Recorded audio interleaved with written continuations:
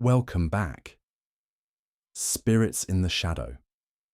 What you're about to hear is inspired by the chilling, documented stories of ghost marriages. Our journey takes us from the mist-shrouded mountains of rural China to the misty peaks of Sabah, home of the bride of Kinabalu. Imagine a wedding where a misplaced name at the altar turns a sacred vow into an eternal curse, binding the soul of the living to the soul of the dead. This is where love becomes a chain and drums beat for a ceremony that requires no consent. Tune in now as we unpack the records of vows that truly outlast a breath. Liu Jin was a budding architect, a young man drafting futures in steel and glass, living a life measured in right angles and clean lines in the sprawling verticality of Shanghai. His world was one of blueprint paper, the hum of computer fans, and the ambitious, forward-looking energy of a city that never slept. Home was a distant concept, a rural village painted in the sepia tones of memory, a place of winding lanes and traditions as rooted and complex as the ancient banyans that shaded the market square. He loved his family, of course, but from the sterile, logical distance that modern life afforded. He was studying, building a career, charting a course so different from the one his older brother Kai had walked. His purpose for this journey home was singular and stark: to mourn. The call had been a crackle of bad reception, and his mother's voice, splintered by a grief so profound it breached the kilometers between them. Kai was gone. A sudden, vicious fever, they said. They pal. It made no sense. Kai was the strong one, the quiet artisan whose hands, calloused from carving intricate wooden reliefs, seemed to possess a sturdier, more permanent grip on life. So Leo packed a small bag, his mind a sterile grid of logistics: train tickets, bereavement leave, condolences to rehearse, all in a futile attempt to impose order on the chaos of loss. He was returning to the ancestral courtyard to say goodbye, to stand with his family, to perform the final painful duty of a younger brother. It was a simple, terrible purpose. The environment that received him was one he knew intimately, yet it felt alien, distorted through the new lens of his grief. The air in the ancestral courtyard, usually a familiar comfort, hung heavy and cloying. The sweet, woody perfume of sandalwood incense, meant to purify and sanctify, felt suffocating, its smoke coiling like a serpent in the oppressive humidity. Generations of jinns had been born, had married, and had been mourned within these grey brick walls. Now it was Kai's turn. The paper windows, delicate and translucent, glowed with a soft internal light, but they seemed to hold secrets in their fragile panes, turning the hushed movements of his family members into indistinct, fleeting shadows. This was the normal, relatable world of his childhood, yet every familiar detail was now imbued with a sinister strangeness. It was a place of mourning that didn't feel like mourning at all. This dissonance, this unsettling wrongness, was the first crack in the foundation of his simple, solemn purpose. It made him feel like a stranger in his own home, an actor in a play whose script he had not been given. It was a feeling that whispered a chilling, insidious thought. This could happen to any family. This could happen to me. As night fell, the courtyard was transformed. Red lanterns, strung from the eaves of the low-slung roofs, were lit, casting a bloody, festive glow upon the worn flagstones. The colour was a jarring affront to the occasion. Red was for weddings, for celebrations, for life. Black and white were the colours of death. Leo stood in the shadows of a moon gate, watching, a cold knot tightening in his stomach. The sandalwood ash in the great bronze censer was a small grey mountain, a testament to days of incessant burning. His eyes were drawn to the altar, the spiritual heart of the home. And there, the wrongness crystallized into a tableau of surreal horror. Placed centrally, where a photograph of the deceased should have been, was a splash of vivid scarlet. A bride's red veil, exquisitely embroidered with golden phoenixes. Beside it stood twin wooden tablets, polished to a dark sheen. One was beautifully, heartbreakingly carved with his brother's name, Jin Kai. The other was a perfect, chilling blank. His mother moved through the crimson light, her face a mask of practiced grief that didn't quite reach her eyes. When Leo tried to catch her gaze, she would turn away, her hands finding some sudden, urgent task, adjusting a lantern, refilling a teacup, straightening an already perfect offering. His uncles, men he'd known his whole life, gathered in small, tight knots, their voices a low, conspiratorial murmur behind the paper-screened doors of the main hall. They spoke in whispers, their words dissolving whenever he drew near, leaving only the scent of rice wine and unspoken anxieties hanging in the air. Sleep offered no escape. He lay on his simple wooden bed, the scent of sandalwood seeping through the floorboards, his mind racing. Sometime after midnight, a hushed commotion drew him to his window. He peered through the delicate paper, a silent observer of a clandestine ritual. In the red-tinged courtyard, his mother and two uncles moved with a solemn, furtive grace. They carried a large object, roughly the size and shape of a person, wrapped in pristine white burial cloth. With reverent hands, they gently draped the red bridal veil over its shrouded head. Then, hoisting it between them, they carried it out of the courtyard and into the silver, waiting mist that had rolled in from the river.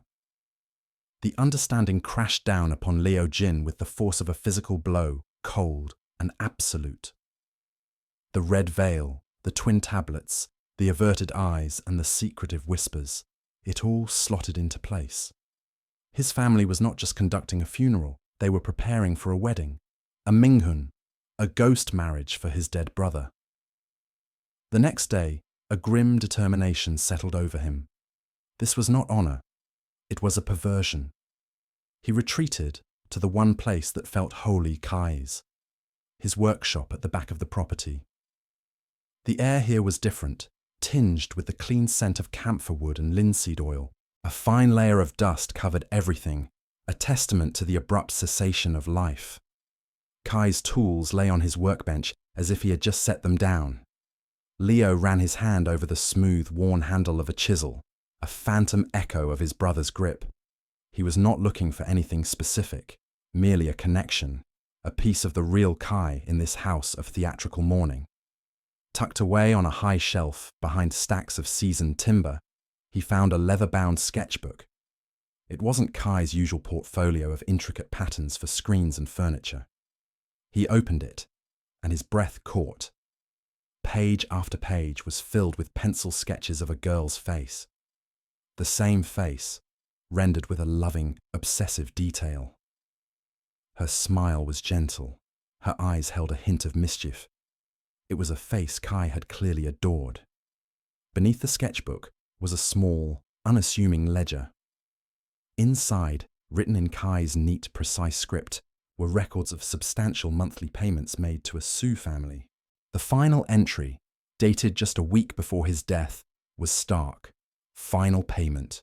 The bride. Armed with the sketchbook and the ledger, he confronted his mother. He found her in the kitchen, methodically folding paper effigies, servants, a house, a car, all for the afterlife. He placed the book on the table, opening it to a portrait of the unknown girl. Mother, who is she? His mother's composure finally shattered. The dam of secrets broke, and the truth poured out in a torrent of sobs and confessions. The girl was Sue Maylin. Kai had loved her. They had planned to marry. But her family, once prosperous, had fallen into ruinous debt to a powerful and ruthless moneylender in the next town. The moneylender, a man known for his cruelty, had seen Maylin and wanted her. He offered to forgive her family's debt in exchange for her hand. To save her family from disgrace and violence, Maylin had agreed. Kai, heartbroken and furious, had gone to confront the man. There had been an argument, a struggle. Kai's death was no fever. It was a murder, cleverly disguised as an accident. The Su family, consumed by guilt and terrified of Kai's vengeful spirit, had proposed the ghost marriage. It was a way to pay their spiritual debt, to ensure Kai had his promised bride in the afterlife, and to appease a soul they believed would otherwise haunt them. The blank tablet was for Maylin, for in marrying a ghost, she would become dead to the world of the living. Her own future sacrificed. Leo's family, trapped by tradition, fear, and the immense social pressure exerted by the Su clan, had consented. The night of the ceremony arrived, the air thick with the spectral energy of a wedding and a funeral entwined. Guests, a bizarre mix of mourners in dark attire and wedding guests in somber finery, filled the courtyard. The Su family arrived, carrying not their daughter, but a life-sized, exquisitely crafted effigy of her, dressed in bridal silks. They placed it before the altar.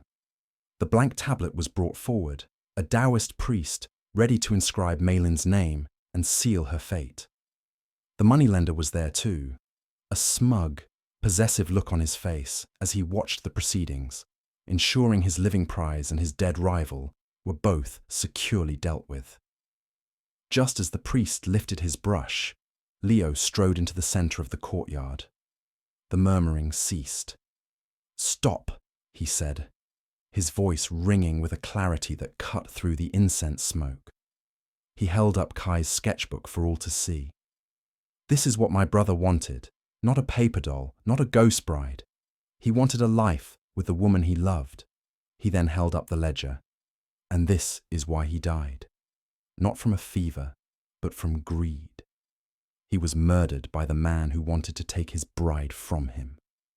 He pointed a trembling, accusatory finger directly at the moneylender. "This ceremony is not about honouring my brother," Leo declared, his voice rising with passion. "It is a cage. It desecrates his memory by bowing to the will of his killer. You are not appeasing a spirit. You are imprisoning him, and you are sacrificing a living girl's future to do it." The moneylender's face contorted with rage.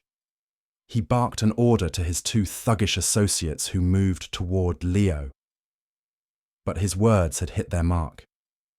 They had ignited a spark of conscience in the crowd, and more importantly, in Mr. Su. Seeing the undeniable proof of Kai's love in the sketches, and hearing the truth of his death spoken aloud, the old man's shame finally outweighed his fear. He stepped forward, placing himself between Leo and the thugs. "He is right," Mr. Su announced, his voice shaking but firm. "My daughter loved this boy, and that man," he said, turning to the moneylender, "is responsible for his death." A gasp rippled through the crowd. The village elders looked on, their faces grim. The truth, once released, could not be put back. The community, their sense of justice finally awakened, turned as one to face the moneylender. The farce of the ghost marriage was abandoned. In an act of profound symbolic release, Leo's mother took the red veil and the blank tablet and cast them into the censer's flames. They vanished in a whoosh of orange fire. In the days that followed, the police, armed with Mr. Su's testimony and that of others emboldened to speak, arrested the moneylender. A proper funeral was held for Kai. A quiet, dignified farewell that honoured the gentle artisan, not the spectral groom. As the final paper offerings were burned, Leo added the sketchbook of Maylin's portraits to the flames, a last, loving goodbye from his brother. When it was time for Leo Jin to return to Shanghai, he stood one last time before the ancestral altar. It was clean now, holding only one tablet, Jin Kai's. The heavy, oppressive scent of sandalwood had been replaced by the clean air of mourning. He had come home to mourn his brother, and he had. Not by participating in a superstitious ritual, but by unearthing the truth and fighting for his brother's justice. He had reconnected with his family, not through the chains of fear, but through the shared, painful, and ultimately liberating power of the truth. He left the village with a new understanding, that the best way to honor the dead is not to cage their spirits with ancient fears, but to ensure the truth of their lives can finally rest in peace. The house was a tomb of memories, and Kalen was its sole sleepless sentinel. He sat before the low table, the polished wood cool beneath his forearms, a single candle flame the only punctuation in the oppressive darkness. Grief was not a wave, as the poet said. It was a room from which all air had been removed, leaving a vacuum that pressed in on him, making his lungs ache and his heart labour. He found himself tracing the grain of the wood, his finger following a whirl that reminded him of the intricate patterns on the go board he and his brother Ren used to spend hours hunched over. He could almost feel the smooth, cool weight of a stone in his palm, hear Ren's low chuckle as he captured a corner. That was the most cruel trick of memory. It didn't just recall a person, it resurrected the sensory world they inhabited, making their absence a fresh wound with every recollection. That was when the sound came, a whisper against the paper of the shoji screen. It wasn't a singular event. It was a pattern, a soft, rhythmic drumming. Tap, tap, tap, tap. It was their signal, the knock they had invented as children, a secret code to pass messages through bedroom walls. I'm still awake. Are you? A chill, utterly unrelated to the night's temperature, traced its way down Kalen's spine. The pattern was flawless, the rhythm identical to how Ren would tap it out with his knuckle, a playful and impatient cadence. His mind raced, a frantic scramble for a branch of logic to cling to in a flood of impossibility. It was a moth, he insisted to himself, its wings beating against the paper in a freakish coincidental rhythm. It had to be. It was a loose shutter in the wind, tapping out a random beat that his grief-addled mind had twisted into a familiar pattern. He was projecting meaning onto chaos, the desperate act of a drowning man seeing a loved one's face in the churning water. He squeezed his eyes shut, forcing the sound out, forcing the memory away. He would not allow his own sorrow to create such a cruel mockery. But the audience, privy to the rules of this world, knows that the universe rarely deals in such precise coincidence. The sound was not a random fluttering. It was a message, delivered with perfect clarity and intent. It was an intelligence reaching out, using a key forged in the innocence of childhood to unlock a door in the present that was meant to remain sealed. The specificity of the signal transforms it from a potential anomaly into a targeted communication. It's a test, not to see if the house is occupied, but to see if the occupant remembers. For Kalen to dismiss this, he must not only ignore his ears, but actively betray his own history. It is an act of willful ignorance, a turning away from a hand extended from the far side of the veil. The tapping stopped, but the silence it left behind was worse. It was a listening silence, expectant, and into that silence a new presence bled through. It was a cold, but not the honest cold of an autumn night. This was an invasive, dissecting chill that seemed to emanate from within the very objects of the room. Kalen watched, his breath held captive in his lungs, as a thin layer of frost, delicate as a spider's web, bloomed across the surface of the empty teacup that had always been Ren's favourite. The pages of a book of poetry Ren had been reading, left open on a nearby shelf, began to curl inward, the paper growing brittle and ancient in a matter of seconds. The cold was not a blanket. It was a curse, selectively touching the things his brother had loved, tainting them, claiming them with the sterile purity of the grave. Then came the breath. It was not on his neck, it was in his ear, a slow, hollow exhalation of air that carried no warmth, only the scent of deep, undisturbed earth and withered blossoms. At the same moment, the candle flame did not go out. It turned blue, a perfect, sapphire blue flame, ghostly and cold, burned for a single, eternal second before it was snuffed into nothingness, leaving Kalen in a darkness that felt absolute and suffocating. His denial, already weakened, now fractured completely. A draught could not frost a teacup.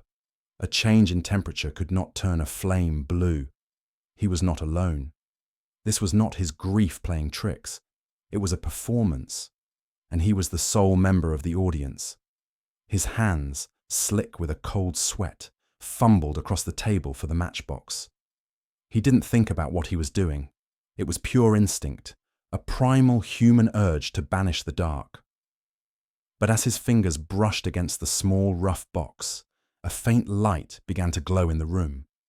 It came from the incense burner, from the bed of fine, grey ash. It was a pale, phosphorescent green, the colour of foxfire and decay. Kalen froze, his hand hovering in the air, and watched in paralysed horror as a single point of this ghostly light began to move. It traced a line in the ash, then another, then a final sweeping stroke. The movements were fluid, elegant, the very image of Wren's confident brushwork. As the third stroke was completed, the eerie light vanished, plunging the room back into total blackness. Kalen didn't need to strike a match. He knew with a certainty that chilled him to the marrow of his bones what was now written in that ash. He knew the shape of the strokes. He had seen them form. He sat motionless for a count of 10, his heart a frantic drum against his ribs, before he finally found the strength to strike a match. The sudden flare of light was a violence against the dark. His eyes darted to the burner. Wren. The name was there, a perfect scar in the dust, just as the phantom light had drawn it.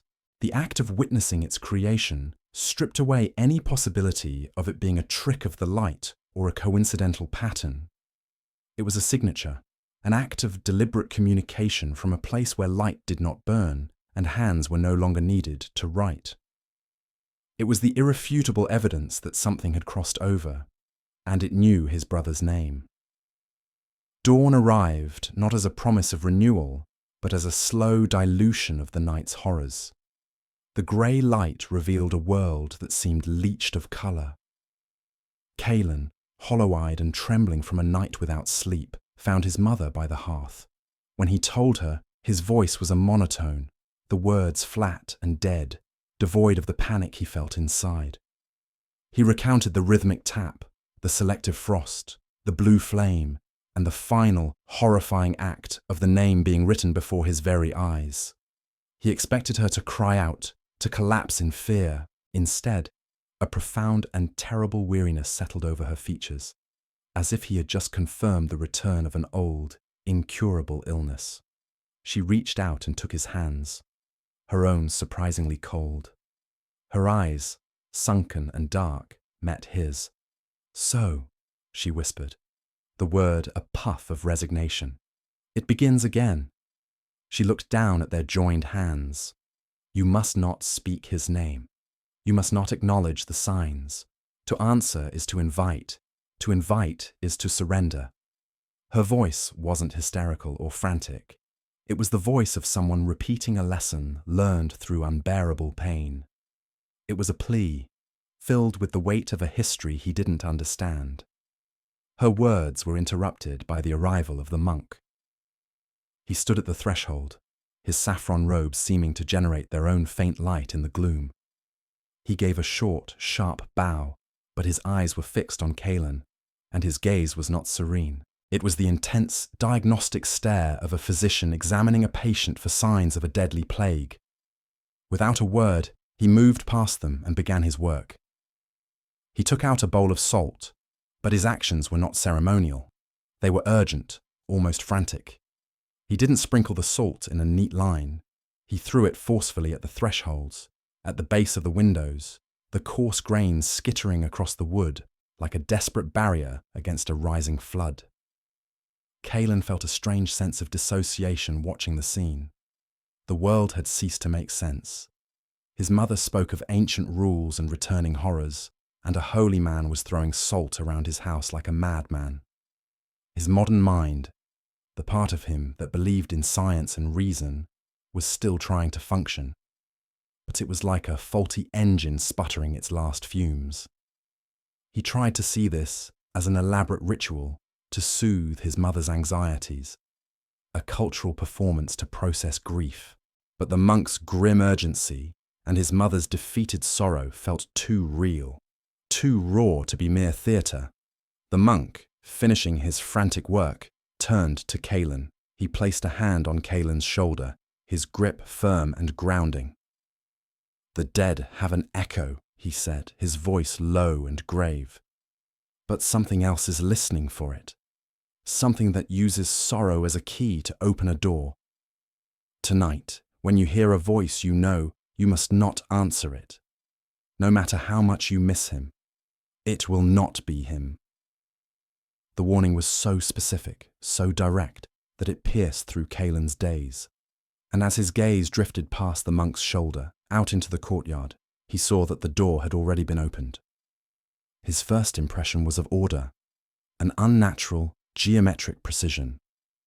A dozen figures stood in the courtyard, arranged in 3 perfect rows of 4, as if placed there by an unseen hand.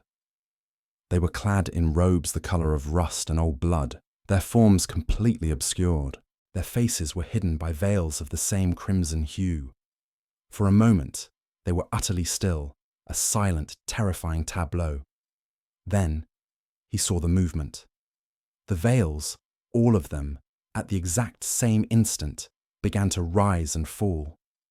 It was a slow, deep, impossibly synchronized breath. And at the bottom edge of each veil, clinging to the fabric, was a dark, wet stain of what looked like rich, black earth, as if they had just pulled their heads free from the soil. There was no rationalization left. No explanation could encompass this vision. His mind was wiped clean of skepticism, leaving only the pure, cold bedrock of terror. This was not a memory, not a dream, not a trick of the grief. This was real. This was happening. The warnings had been ignored, the signs had been dismissed, and now the consequence was here, standing in his courtyard, breathing in unison. The chapter of his life that was governed by logic had just ended. He was now in a new story, a ghost story, and he was not the author. He was the one being haunted, and the silent, breathing army outside his door had only just begun their siege. The days leading up to the ceremony were a fugue of cold dread and cloying incense. For Adrian, sleep offered no escape, only a different stage for the haunting. The strange events, once fleeting and easy to dismiss as grief-addled tricks of the mind, began to repeat with a terrifying rhythmic certainty. It started, as it always did, with the cold. Not the simple chill of a drafty house, but a profound cellular cold that seeped into his bones and settled in his marrow, a cold that felt like a memory of a tomb. Then came the scent of wilting lilies, a funereal sweetness that would flood his senses at random moments. He would be drinking tea in the kitchen, the air thick with the aroma of ginger and star anise, and suddenly the phantom perfume would overpower everything else, thick and suffocating. He'd choke on it, his eyes watering, but when he'd ask his mother if she smelled it, she would just look at him with worried eyes, her hand fluttering to her chest. "There is only incense, my son. Your mind is tired." The humming had grown bolder. It was no longer a vague vibration at the edge of his hearing, but a discernible melody, a mournful minor-key lullaby. He heard it in the static between radio stations, in the rush of water from the faucet, in the silence of his own bedroom when his breathing was the only other sound. It was a song of sorrow so deep it felt ancient, a lament woven into the fabric of the house itself. Yet, whenever he would freeze, his head cocked and ask, "Did you hear that?" No one ever had. His cousins would shake their heads. His uncle would tell him to get more rest. They saw a young man cracking under the strain of an arranged spiritual binding. A groom unnerved by the gravity of his duty, They did not see a man being hunted. The intensity was escalating in a way that defied logic. A week ago, it was a glimpse of a red shadow in a mirror. 3 days ago, while walking down the long, dim hallway towards the ancestral altar, he saw a figure at the far end. For a single, heart-stopping second, he saw the unmistakable silhouette of a bride in a traditional red ao dai, her form obscured by a flowing veil. He blinked, and she was gone, replaced by the heavy rosewood cabinet that had always stood there. He had stumbled back, a cry caught in his throat, but forced himself to walk the length of the hall. The air where she had stood was frigid, the wood of the cabinet cold enough to numb his fingertips. Yesterday, he found a single, vibrant red silk thread lying coiled on his pillow. It was as thin as a spider's web, but shone with an unnatural luster. He picked it up, and it felt strangely cold, almost alive. He showed it to his mother, his hand trembling. Where did this come from? She took it from him, her expression hardening with a familiar, desperate denial. It is from the seamstress, working on the ceremonial robes. It is nothing, Adrian. You are seeing ghosts where there are only shadows. The monk will be here tonight. He will cleanse the air. He will make things right. But Adrian knew she was wrong. The monk was not coming to cleanse the air. He was coming to forge a chain. His mother, lost in her own ocean of grief for the son she had already lost, could not or would not see the truth. She saw only the solution prescribed by tradition, binding Adrian's spirit to a chosen soul from the other side. A spectral bride to ensure the family line would have a guardian, a connection to the spirit world that was born of duty, not love. To her, Adrian's terror was just a symptom of a spiritual imbalance the ritual was meant to correct. To Adrian, the ritual felt like the final lock turning in his tomb. He felt utterly, terrifyingly alone. The world he knew continued its steady rhythm, but he was trapped in a parallel space where the laws of nature were fraying. The repetition of these events, each one slightly more intense than the last, was not random. It was a crescendo, a deliberate tightening of a knot around his sanity, and he knew, with a certainty that chilled him more than any phantom touch, that it was all building to the ceremony tonight. Night fell like a shroud, heavy and starless. A storm was gathering, the wind moaning around the eaves of the house like a chorus of mourners. The ancestral hall was the epicenter of the tension. Candles flickered, casting long, dancing shadows that seemed to writhe and recoil from the protective circle of salt laid meticulously on the floor. The air was thick with the threefold scent of fear, incense, and burning paper offerings. Adrian knelt on a cushion in the center of the room, his body rigid. His mother was a spectre at the edge of his vision, her movements stiff and ritualized. He watched her place 2 paper effigies, 2 dolls, on the altar. One was a man, the other a woman. With trembling fingers, she took a lock of Adrian's own hair and a strand taken from an old photograph, the only remnant of the bride chosen for him from a family long past, and tied the hair of the 2 dolls together. A ritual to bind the living soul to the dead. The knot was pulled tight. The monk, a severe man with eyes as old as the mountains, stood before Adrian. He chanted in a low, guttural Pali, the ancient words a physical force in the room. He ignored the wind's rising howl, ignored the way the candle flames bent and flattened as if under a great pressure. He was a pillar of faith in a world dissolving into nightmare. The connection is weak, the monk stated, his voice a gravelly rumble. There is resistance.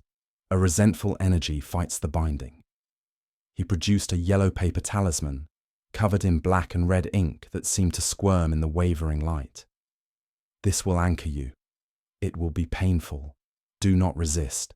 Before Adrian could react, the monk pressed the talisman flat against his bare chest. A searing, white-hot agony erupted over his heart. It was not like a burn from a flame. It was an inverse cold that burned, a spiritual scouring that felt as if it were branding his very soul. Acrid smoke, smelling of scorched paper and something else, something metallic and fearful, billowed up, stinging his eyes and scalding his skin. He gasped, his back arching in silent torment. It was in that moment of pure, agonizing focus that the world broke.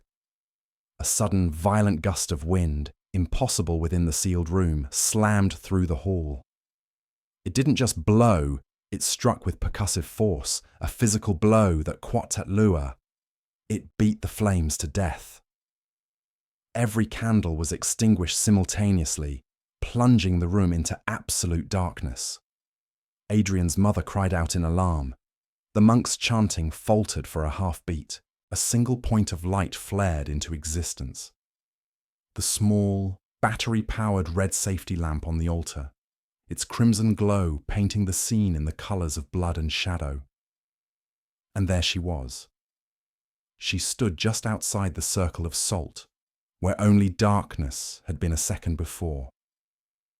The red light caught the sheen of her silken veil, a veil crossing salt, the sacred barrier that was supposed to keep her at bay. The boundary wavered, the air crackled. The individual grains of salt on the floor began to vibrate, humming with an impossible energy. Adrian watched, paralyzed, as a hairline fracture appeared in the white line, then another and another, until the protective circle began to not vow, to crack and break apart like ice under a crushing weight. She was on the other side, the bride. Her skin was not just pale, it was a bloodless bung, a swollen, sickly white, like a body left too long in water. But it was her mouth that held all the horror. It was sewn shut with the same vibrant crimson silk as the thread from his pillow. The stitches were tight, cruel, puckering her lips into a grotesque seam of silence. Revelation.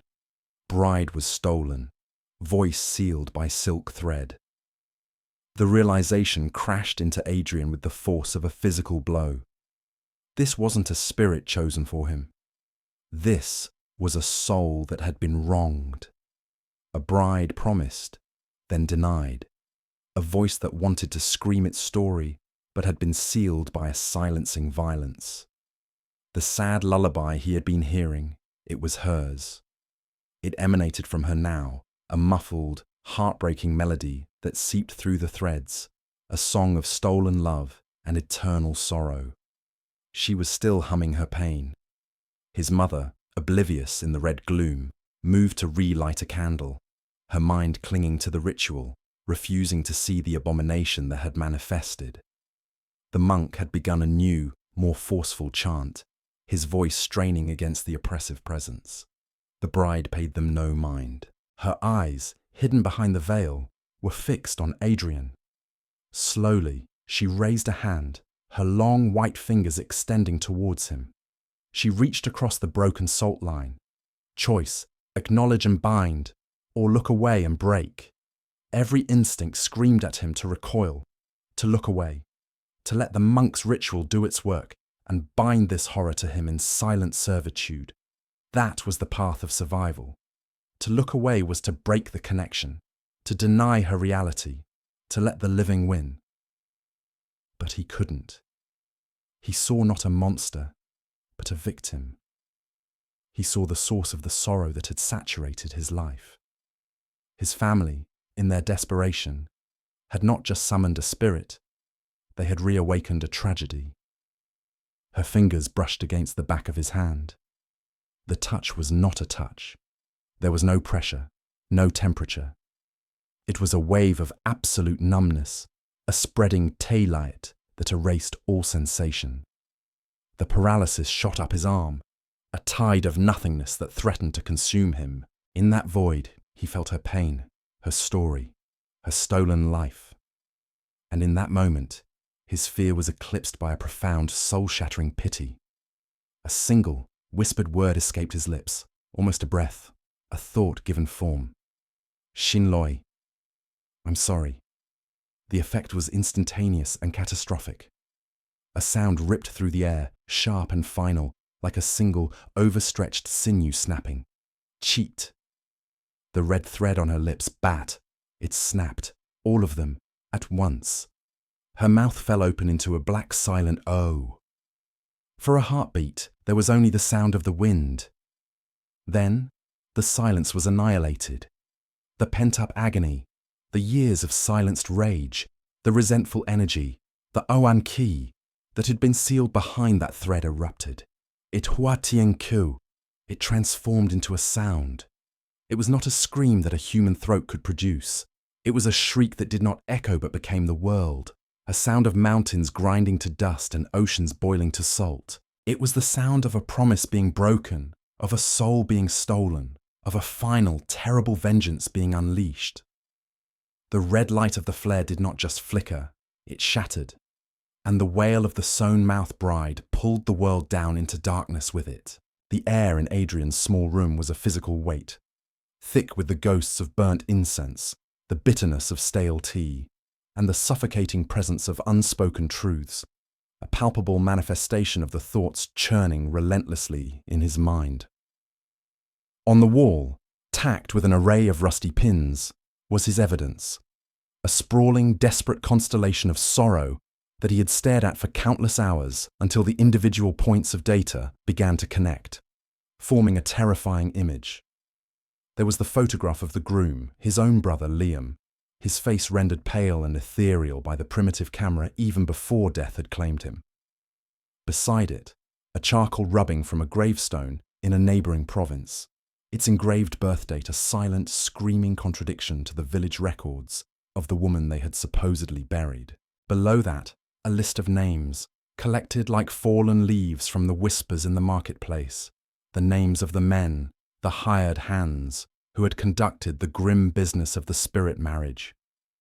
At the very nexus of this web of grief and error, he had written a single stark phrase in charcoal that had become his mantra. Wrong body, wrong bride, wrong name. It was no longer a theory, a wild guess born of desperation. It had solidified into a cold, hard certainty that had settled deep in his marrow, a shard of ice against his soul. The wailing bride in red, the tormented spirit whose grief was a tangible storm that now haunted the village paths at dusk, was not the woman they had interred in the earth. The men, in their haste, their carelessness, or perhaps their greed, had stolen the body of the wrong girl for his brother's posthumous wedding, performing a sacred rite on a profane foundation. They had bound two souls who were never meant to meet, twisting their eternal threads into a knot of such spiritual agony that it was now strangling the life from the very land itself. They had called her Anli, the name of the intended bride, but her spirit, her true and violated self, furiously rejected the label. It was a cosmic forgery, an unforgivable clerical error in the ledger of souls, and the universe, in its immutable demand for balance, was screaming in protest through her. He finally understood the grim spiritual law at play, the fundamental mechanic of the other world that the village elders had either forgotten or chosen to ignore in their modern pragmatism. A name is not merely a word. It is the anchor of a soul, the unique vibration that defines a person in this world and the next, the very signature of their existence. To impose a false name upon a spirit is a profound act of violence. It is to deny its history, to erase its journey, to bind it within an eternal prison of non-being, a state of perpetual, screaming confusion. This spirit was not simply angry or vengeful in the way of common ghosts. She was fundamentally lost, shrieking into a void where no one could hear her true self, a key ground for a lock that didn't exist, a story robbed of its title. The whisper he had heard on the wind, the chilling phrase that had burrowed into his subconscious, no name, no peace, was not a threat. It was a plea, the most desperate plea a soul could make. He now knew, with an unnerving clarity that bordered on revelation, that to release his brother from his pale, lingering state, he first had to release her from her prison. One tether had to be painstakingly undone to allow the other to be awakened. His evidence wall had given him the what and the why of the tragedy. Now, under a sliver of a malevolent moon that hung in the sky like a sickle, he had to confront the who, the where, and the how. There was only one place to go, the source of the desecration, the wound in the earth from which this poison flowed. The cemetery. Adrian moved like a shadow through the sleeping village, his feet finding their way along packed earth paths that had become unnaturally silent. The familiar nocturnal chorus of crickets and frogs had been utterly hushed, subsumed by a low, oppressive hum that seemed to vibrate up from the ground itself, a resonant frequency of deep-seated dread. He reached the rusted iron gate of the boneyard, its hinges groaning like a man in his death throes as he forced it open, the sound unnaturally loud in the dead air. The sight that greeted him was a tableau of guilt and sacrilege, confirming his deductions with a sickening, visceral finality. Under the skeletal, grasping branches of a long-dead banyan tree, the fresh mound of earth marking his brother's grave lay violated, torn open like a fresh wound.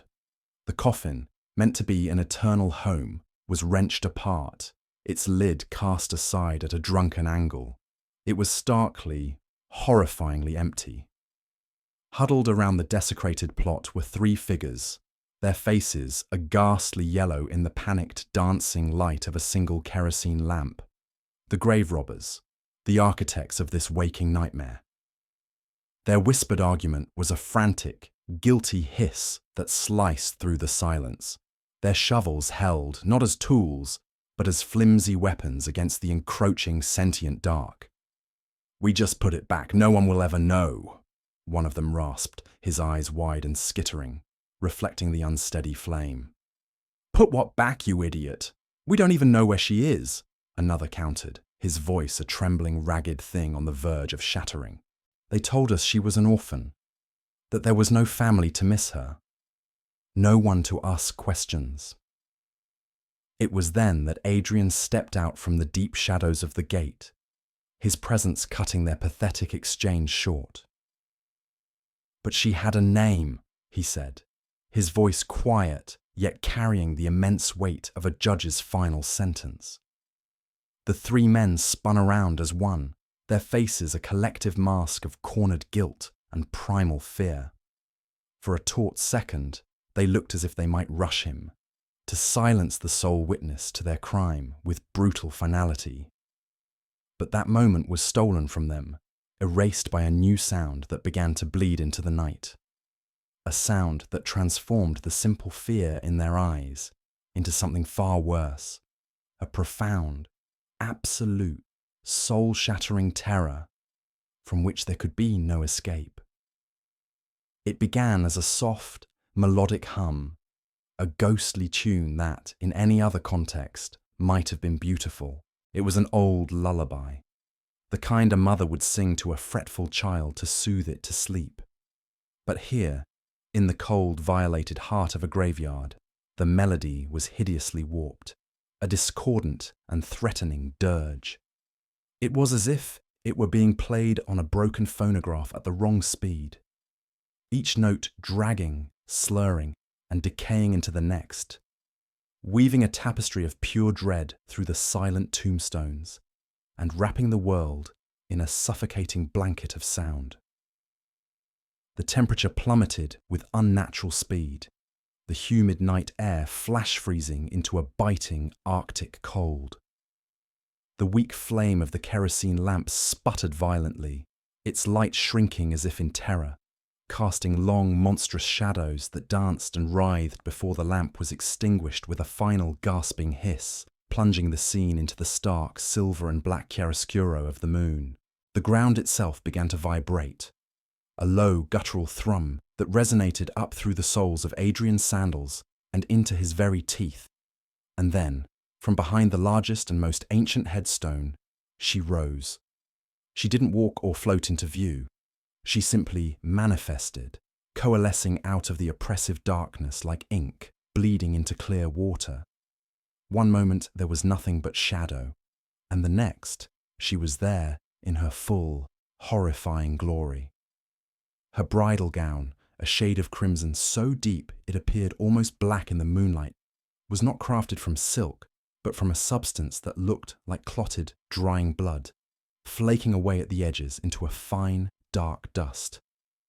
A heavy, embroidered veil obscured her face, but it was utterly powerless to hide the 2 points of malevolent, burning light that pulsed behind it like dying stars. The lullaby ceased abruptly, and the silence it left behind was instantly shattered by a sound that seemed to rip the very fabric of the night. It was a shriek, a single piercing note of pure, concentrated agony and rage, so high and sharp that it felt like a physical blade scraping against the inside of Adrian's skull. It wasn't the sound of a human throat, it was the sound of tearing metal, of a soul being ripped apart for all eternity. The air pressure changed instantly, becoming a physical force that slammed into Adrian's chest, stealing his breath and making his ears pop with excruciating pain. One of the grave robbers, his limbs locked by fear, let out a pathetic, high-pitched whimper. It was all the attention she needed. The ghost turned her veiled head, the 2 burning lights locking onto him with terrifying intent. She didn't move towards him, but the ground at his feet did. The earth buckled and split with a dry crack. A nearby tombstone, a century-old slab of solid granite, fractured down the middle with a report as loud as a gunshot. The man finally found his voice and screamed, a shrill animal cry of ultimate terror as unseen hands seemed to seize him, lifting him effortlessly from his feet. He was not pushed or thrown. He was hurled with impossible, violent force through the air, his body a ragdoll in a tempest, crashing into the stone wall of the cemetery with a sickening, wet crunch of breaking bone and rupturing flesh. He slid to the ground, a broken puppet leaking life into the dirt, and did not move again. The other 2 men broke. Their sanity snapped, and they scrambled, fell, and clawed their way over the uneven ground, their lungs burning with screams they couldn't voice. The spirit's terrible attention turned to them. She raised a single hand, and for the first time, Adrian saw it clearly. It was not the hand of a young woman. The skin was a corpse grey and desiccated, stretched taut over the bone like ancient parchment, and tipped with long, blackened fingernails that looked like shards of obsidian. As she made a slow, deliberate gesture, the dead banyan tree seemed to writhe into a monstrous new life. Its roots, thick as pythons, tore out of the earth, twisting and writhing with serpentine speed. They shot out across the ground, ensnaring the fleeing men by their ankles, dragging them down into the dirt as they shrieked and clawed at the living wood. Their cries were abruptly, horribly cut off, muffled by the very earth that was now swallowing them whole, pulling them down into a grave of their own making.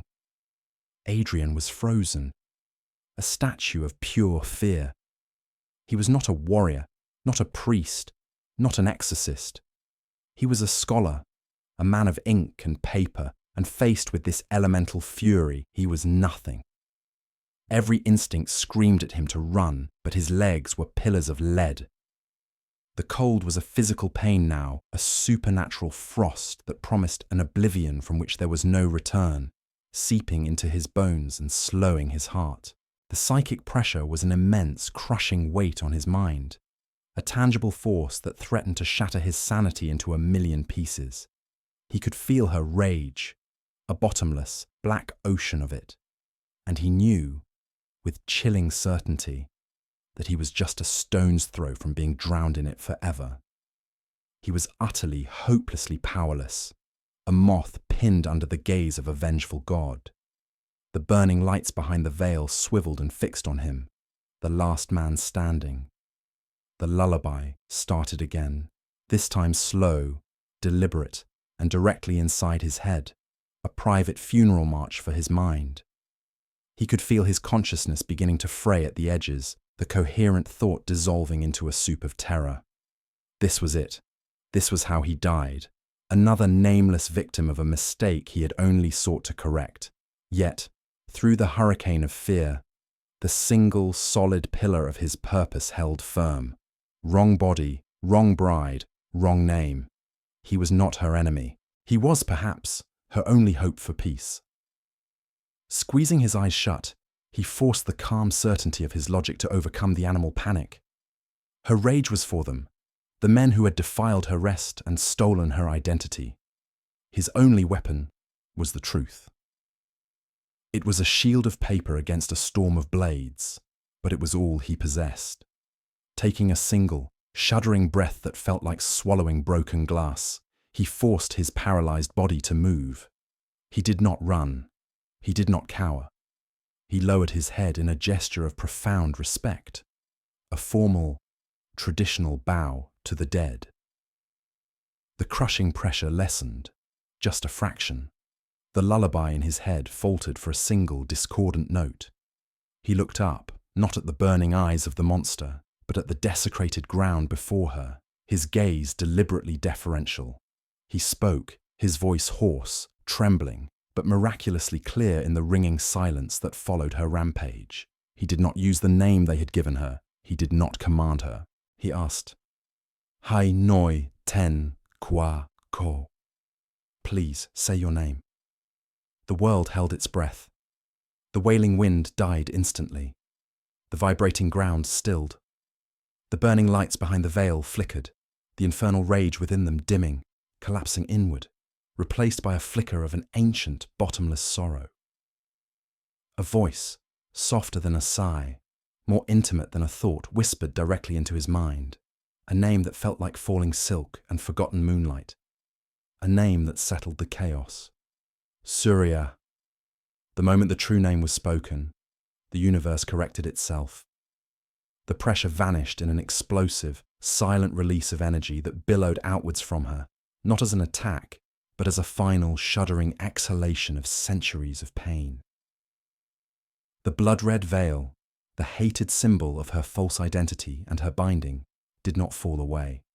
It disintegrated, turning instantly to a cloud of fine grey ash that drifted away on a sudden gentle breeze, revealing her face for the first time. She was beautiful, even in her sorrow, her features serene and noble.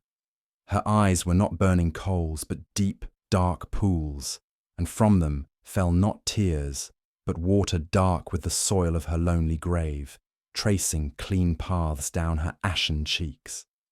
The rage was gone. The monster was gone. All that remained was the quiet, sorrowful ghost of a girl named Surya, finally seen, finally known. She gave Adrian a single slow nod, a gesture of profound gratitude, of release, of peace. And then she faded, not violently, but gently, like mist burning off in the first rays of the morning sun, until she was nothing more than a memory on the cold night air. A profound, dreamlike silence descended upon the cemetery. Adrian stood there, his body shaking with the aftershocks of terror, the adrenaline draining from his veins and leaving him weak and utterly hollowed out. He had done it. He had faced the storm and spoken the word that calmed it. One tether was released, but as he turned to leave the boneyard, his heart, which had only just begun to beat normally again, froze solid in his chest. The silence was not empty. At the edge of his vision, standing by the crumbling cemetery gate, a new form was taking shape. It was faint, translucent, a shimmering distortion in the air like heat rising from a road. It was the figure of a young man, dressed in a traditional white mourning tunic. The shape was achingly, devastatingly familiar. The white shadow of his brother Liam, no longer bound to the porch of their family home, was here. The release of Surya had not sent him to his final rest. It had untethered him too. He was awake, he was free, and he was waiting for Adrian. On the seventh night after that, the whispers began to snake their way through the village. A fisherman, heading out to his boat before the dawn, swore on his ancestors that he saw two figures walking hand in hand at the edge of the mist-shrouded fields. One was a woman in a red gown so deep it was almost black. The other was a man in brilliant, spectral white. They walked away from the village, towards the pale light of the rising sun, and they never once looked back. Adrian was never seen again. All that was left of him was the evidence wall in his silent room, a silent, chilling testament to a resolution that had demanded the ultimate price. The drumming was a phantom heartbeat in the soles of her feet, a frantic, primal rhythm that vibrated up her spine and rattled her teeth. It was the sound of pursuit. Elara didn't dare look back. To look back was to acknowledge the impossible thing she had seen through her lens, to give it form and substance beyond the shimmering heat haze and the suffocating grip of the mist. The whisper, a sibilant breath curling around her name, slithered through the trees, a serpent of sound coiling in her ears. Elara. She fled, abandoning the path, the lodge, the very reason she had come to this mountain. Kinabalu was supposed to be a reset, a monumental act of will to cauterize the wound of a life left behind. Now, it was a tomb she was desperately trying to escape. Her lungs burned, starved for air in the thinning altitude, each gasp a ragged tear in the fabric of the unnerving silence that fell between the drum beats. The red windbreaker, once a defiant flag against the greens and greys of the mountain, was now a beacon, a target. She felt 1,000 unseen eyes tracking its bright, frantic dance through the dense undergrowth. Branches, like skeletal fingers, clawed at her, snagging on the nylon, ripping at her skin. She stumbled over unseen roots, her ankles twisting, her palms scraping against the damp, mossy earth. The forest floor was a treacherous carpet of decaying leaves that swallowed the sound of her footfalls, making her flight feel unnervatingly silent, as if she were a ghost running from other ghosts. Harun's warning, delivered with the casual gravity of a man who knew the mountain's teeth, played on a loop in her mind. Jung cham dai roi bang jo trong rong, jung tra loi no swang goi ten. Don't touch the red ribbons. Never answer when the mist calls your name. She had seen it.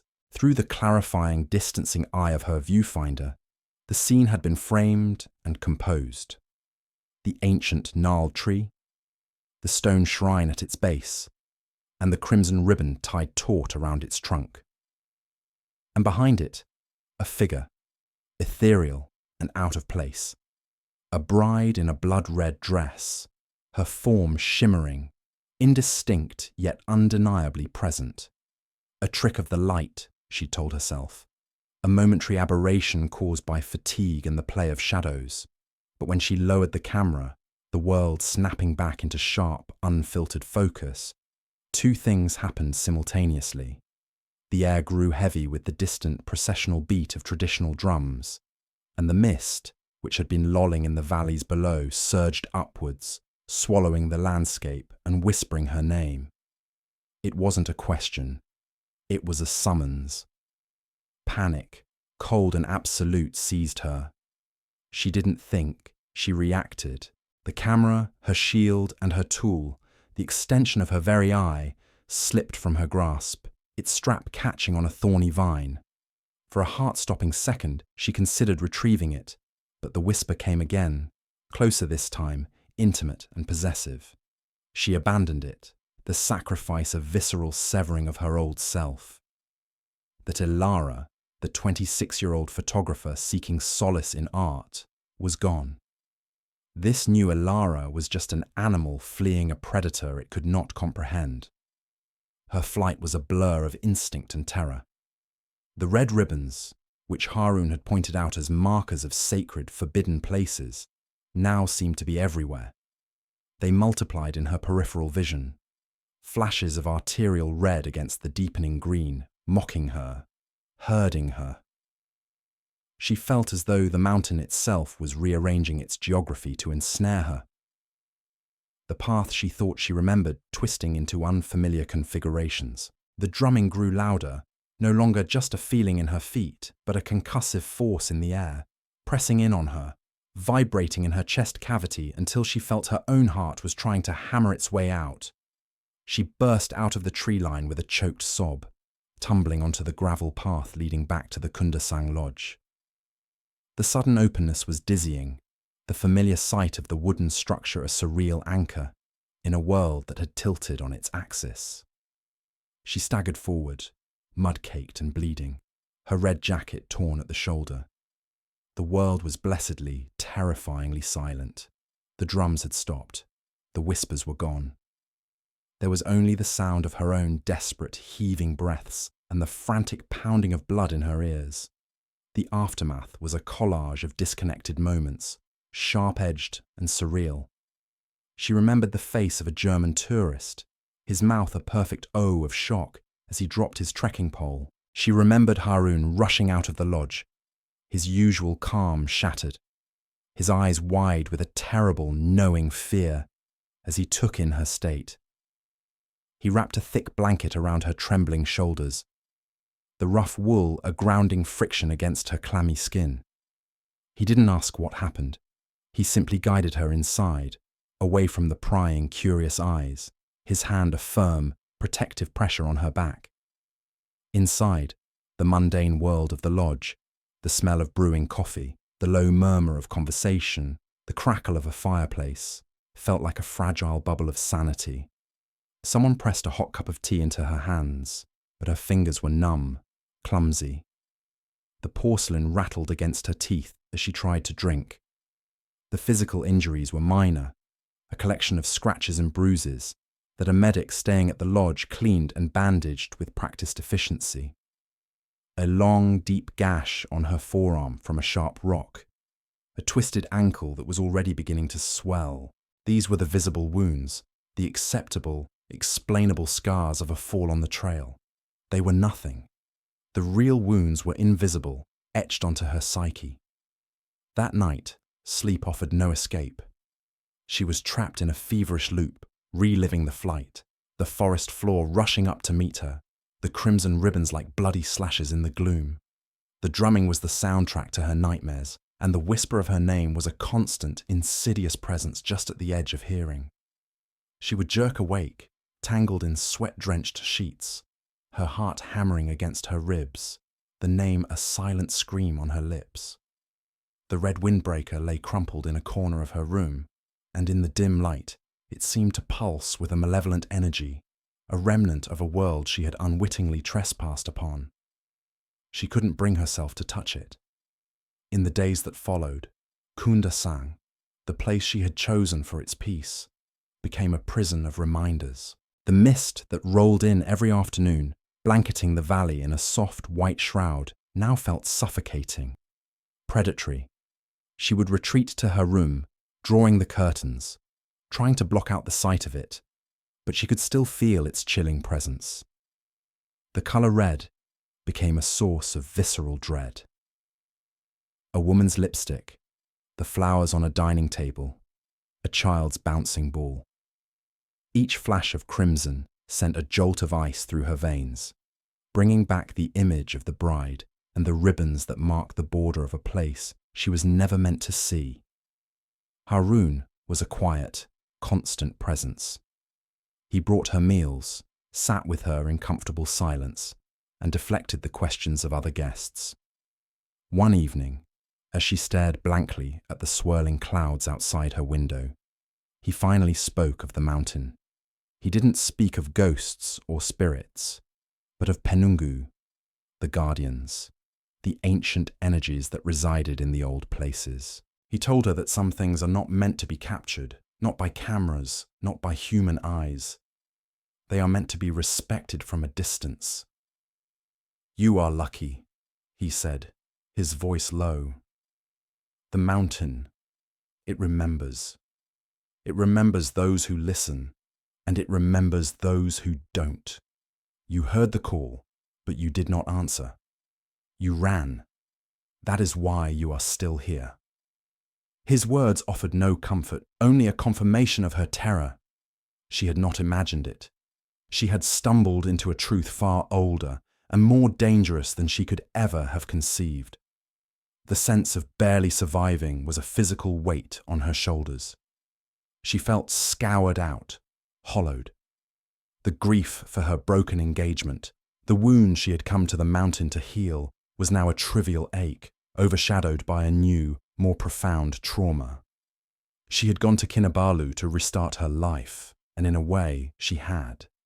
The old Alara had died on that trail, camera abandoned, certainty shattered. This new Alara was a creature of fear, flinching at shadows, haunted by a whisper and a drumbeat. A week after her frantic escape, she was ready to leave. Packing was a somber ritual of shedding. The red windbreaker was the last thing. She held it up, the fabric still bearing the faint, earthy scent of the forest, the tear at the shoulder a jagged mouth. With a surge of revulsion, she stuffed it deep into the lodge's rubbish bin, a final, futile attempt to discard the memory. As the bus pulled away from Kundasang, winding its way down the serpentine roads, Alara kept her gaze fixed forward, refusing to look back at the majestic, cloud-wreathed peak of Mount Kinabalu. But she knew she would carry it with her forever. It was a scar on her memory, a permanent shadow in the landscape of her mind. She had fled, she had escaped, but she was not free. She had survived. But survival felt less like a victory and more like a breathless, ongoing state of escape from the mountain that remembers, and the chilling knowledge that somewhere, deep within its misty forests, a bride in a red dress still waited, and the sibilant whisper of her name still hung in the air, patiently waiting for an answer. The story of the mountain's sorrow began not with spectres, but with a promise whispered under a sky bruised with the violent purples and bruised oranges of an impending storm. Anya was the daughter of a humble herbalist from a village clinging to the mountain's steep slopes, a place so perpetually green it seemed to drink moisture directly from the clouds. Her life was a quiet tapestry woven from the sharp, clean scents of dried ginseng, the earthy aroma of mountain soil, and the gentle, humming rhythm of a life lived in harmony with the peaks and valleys. She was betrothed to Kael, the son of a prosperous trader from the valley town, a young man whose easy laughter was as bright and appealing as the bolts of silk he sold in the market.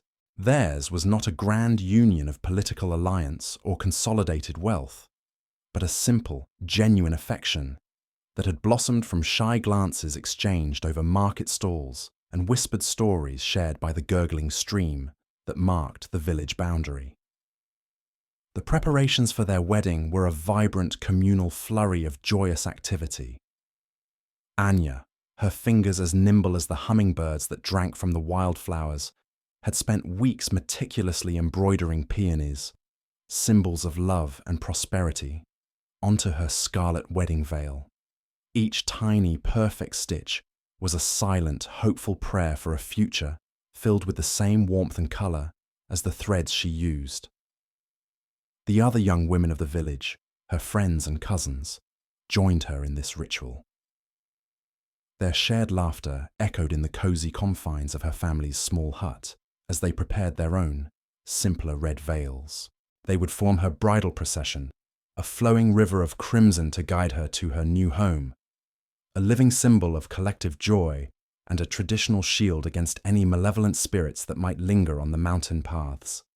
The entire village seemed to buzz with a palpable energy, a collective happiness that felt strong enough to push back against the ever-present, brooding shadow of the mountain itself. However, the mountain was a fickle and powerful landlord. It provided them with fertile soil for their crops and life-giving streams, but it also held a deep, grumbling hunger within its rocky heart. The village elders spoke of its moods in hushed, reverent tones, interpreting the signs in the frantic flight of birds, the unusual colour of the setting sun, and the feel of the air. In the weeks leading up to the wedding, the signs were ominous. The air grew heavy and humid, a thick dampness that clung to the skin like a second clammy layer. The earth itself seemed to sigh and shift in its sleep, sending small, barely perceptible tremors through the ground that rattled the teacups on their shelves and made the floorboards creak. Kyle, arriving with his family and their entourage from the valley below, summarily dismissed the elders' concerns as outdated superstition. He was a man of the town, a man of commerce and cold logic, and he saw only a mountain, a beautiful, untamed backdrop for the new life he was about to begin with Anya. He brought with him an array of gifts, chief among them a simple, unadorned silver ring. It was cool and smooth to the touch, a tangible promise of forever. He slid it onto Anya's finger, where it settled as if it had been forged for her alone. The wedding day dawned under a sky the colour of hammered lead. A thick, disorienting fog, entirely unseasonal, had rolled in during the deepest hours of the night, blanketing the village in a dense, white shroud that muffled all sound and distorted all shapes. It was a foreboding start, but the momentum of the celebration, the culmination of weeks of joyous preparation, was a force too powerful to be halted by mere weather. The planned procession was to be a short one, just a familiar, winding path down the mountainside to a slightly wider road where carts waited to transport the entire wedding party to Kale's town in the valley. Anya, her face and its nervous, excited smile hidden behind the intricately embroidered veil, stepped out into the fog. The vibrant world she knew was reduced to a swirling, amorphous swirl of grey, punctuated only by the vivid, flashing glimpses of red from the veils of her companions. There were dozens of them, a silent, smiling cohort moving with her, their bright colours a defiant slash against the monochrome gloom. In her hands, she clutched a bouquet of mountain wildflowers, their brilliant colours muted and softened in the strange, diffused light. Their sweet, fragile scent was a small act of defiance against the damp, earthy smell of the fog and the wet soil. The path was treacherous, the familiar stones made slick and uncertain by the pervasive moisture. They moved as one, a single flowing entity of hope and tradition pressing forward against the encroaching, silent gloom. The silence was profound, almost absolute, broken only by the soft, rhythmic shuffle of their embroidered slippers on the damp earth. It was as if the fog had consumed all other sounds, swallowing the nervous whispers and suppressed giggles of the young women. Then, the mountain groaned. It was not a sound of wind or shifting trees, but a low, guttural rumble that seemed to emanate from the very bones of the earth. It began as a tremor, a violent, sickening shudder that threw the entire procession off balance. Anya stumbled, her hand instinctively flying to her veil to keep it in place. A collective gasp, sharp and unified in its terror, was the last sound of joy on that path. The groan deepened, swelling into a deafening, all-consuming roar, a cataclysm of sound and motion. The world tilted violently, and the ancient, weathered face of the mountain gave way. It was not a clean break, not a simple landslide, but a messy, terrifying slurry of rock, mud, and ancient, uprooted trees. It descended upon the bridal procession with an unimaginable, horrifying speed and violence. There was no time to scream, no moment to even process the terror, no chance to run. The river of red was consumed in a single brutal instant by a torrent of brown and grey. They were buried together, the bride and her entire entourage, their vibrant hopes and whispered dreams for the future crushed and silenced under the immense, indifferent weight of the earth. But Kyle survived. He had been at the head of the procession, just around a sharp bend in the path. The main devastating force of the landslide had passed just behind him, a wave of pure destruction that had crested and fallen directly upon the women. He was thrown by the concussive force of it, battered and bruised, but miraculously, he was alive. When he managed to scramble back to his feet, shouting Anya's name into the sudden ringing silence, There was only a newly formed cliff of raw, bleeding earth and the deafening, absolute silence of the aftermath. The rescue efforts were frantic, fueled by desperation and grief, but they were ultimately futile. The sheer volume of the debris, the tons of rock and displaced earth, was overwhelming. For days, the men of the village and Kale's family dug, their sorrow a raw, open wound. They found heartbreaking fragments of red silk, a single crushed wildflower from Anya's bouquet, but they never found the bodies. The mountain had taken them, absorbed them into itself, holding them in a cold, final embrace. Kale, his mind fractured by the unimaginable horror and his profound loss, eventually left the region. He could not bear to live in the shadow of the mountain that had stolen his love, his future, his entire world. He told the story, of course, a frantic, grief-stricken account of the ominous fog, the terrifying rumble, and the sudden, violent end. But stories, over time, change. They lose their sharp, painful edges. The raw tragedy softened into a cautionary tale, a piece of local folklore meant to warn children about the dangers of the mountain. The procession, once a vibrant symbol of life and community, became a mere footnote in a story of a natural disaster. The names of the women, the dozens of friends and cousins, and especially the name of the bride, Anya, were lost to the official record, swallowed by the enormity of the event and the slow, inexorable passage of time. They became, simply, the victims of the landslide. But they were not at peace. Trapped in the cold, suffocating earth, their spirits clung to the echoes of their final, terrifying moments. The crushing darkness, the unfulfilled promise of a life just beginning, and the profound, aching betrayal of being utterly forgotten. Their collective loneliness and deep-seated sorrow curdled over the decades, merging into a singular, powerful consciousness. They were bound together by their shared violent fate and by their red veils, the symbols of a vow that had been so brutally interrupted. They could not move on because their story had never been properly told, their names never spoken, their memory never honoured.